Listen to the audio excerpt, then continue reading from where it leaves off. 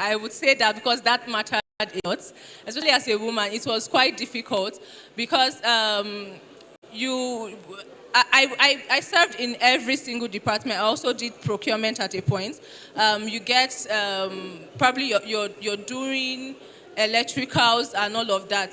You get to see that some wires that the technicians, the experts they are bringing, you have to know these things. In fact, as an interior designer, you have to know everything. So now I know the different types of wires. I know the one that is fake and the one that is not. Not because I want to, but because exactly I am forced to.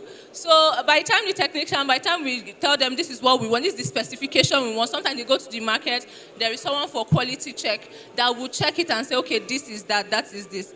But so far so good. People are beginning to understand that interior design is very important. And that is why they are willing to invest a lot.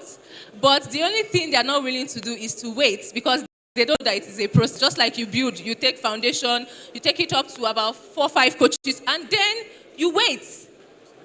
They don't understand that it is the same thing for interior design, that this is a process. There are processes to this, so they tend to say they want to be fast about it. So far, so good. The money part, we have to work according to their budget, because a very small space can take up to 50M, can take up to 5M. It's still the same space. You're still delivering, but different quality of materials used. So it depends on the budget of the clients. Yeah, thank you. Thank you, thank you, thank you. So you see why I call this thing professional venting, right? Because you can see the pain in her expressions when she's talking about how the economy is having to affect the way she conducts her operations. So if we have been listening, I'm sure that there's something that we can take away from this. The economy is directly affecting quality, deliveries, especially with the people who do the manufacturing and the coupling, like Architect Lucy and Architect Onyema. That is what is being affected the most, because clients will always have expectations. So it is your job to do the brain work. And while you're thinking about how to give somebody something for 20 million, the market has changed and it is going to go for 35. You now have to go back and start explaining, and you're looking like you want to rip them off. But you're simply trying to, keep your professional integrity, right? So we have been able to look at these challenges from these 3 perspectives. But I want to understand how the economy directly affects consultation. Because I know that there are some of us here who don't want to go to site. They just want to solve problems in their office under AC. That's me, yeah. But how does it's difficult to imagine how the economy would directly affect a consulting firm, right? Yeah. So explain to us very briefly how it would affect it. As all things, it would affect it. The fact that it's a service-driven thing and mostly or goods-driven business or both, the economy is affecting it. More so for those in consulting, because unlike those that are offering a product where, for example, in the interior architect or the furniture design aspect, where you can actually see the product and say, look, this is quality 1, this is quality 2, what's your budget? We have to them that there is no quality 1, quality 2.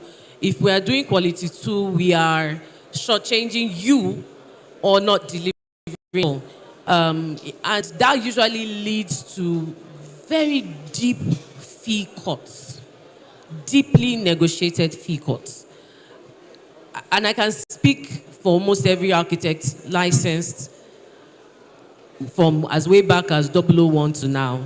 They have had that point where they were asked to negotiate.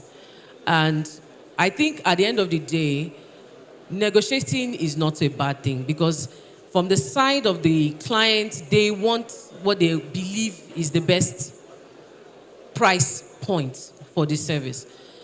But for me, what I have learned to do to survive is to sachetize the process and make them see consulting as a product. rather than seeing it as just a service. Documentation helps. Putting out your foot and standing on your matter and on your business also helps. Packaging in the sense of presenting yourself as one who should not be. This is something they even taught us when we were trying to study for our examinations. I can tell you for free. Always presenting yourself as one who commands the fees that you're asking for. That also helps as well. And also documenting, like I said before. Some of us have also, in the process of packaging our fees as a product, had to move into the design and build space.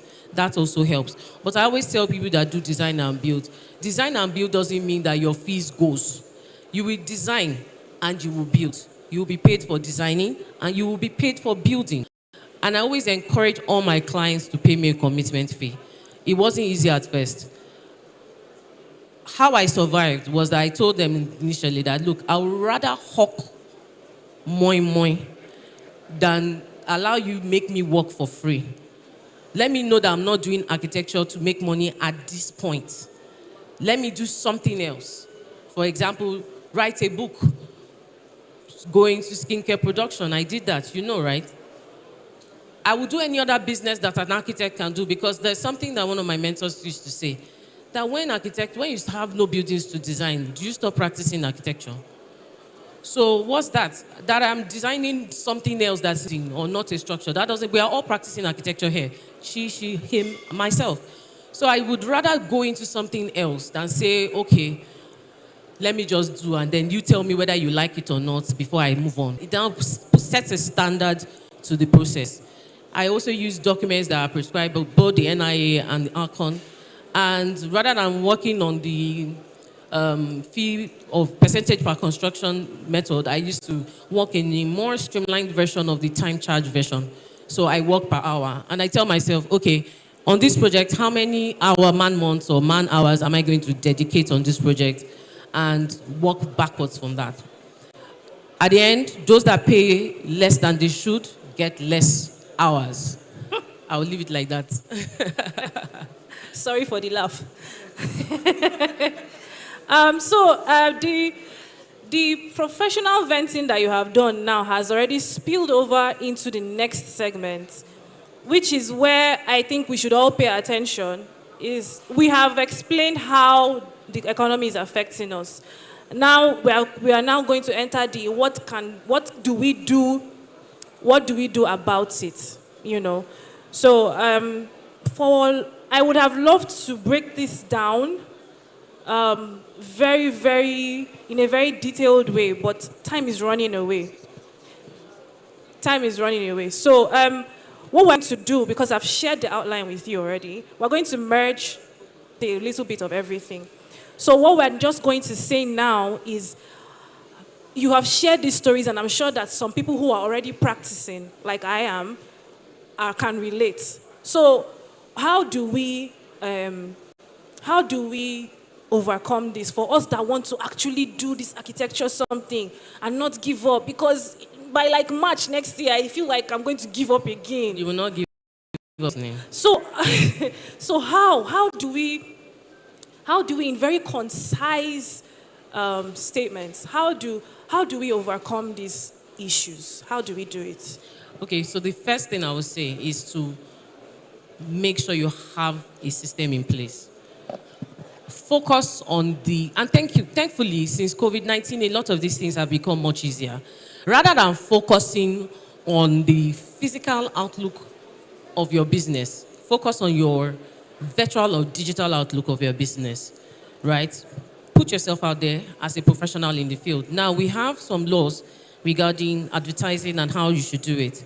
So make sure you are not, trespassing or breaking any of the rules and codes of ethics. But it's important that you have something somewhere people know that, one, you are an architect.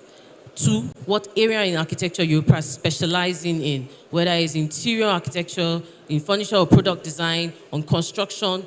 It should be clear that people within your networks know what you do.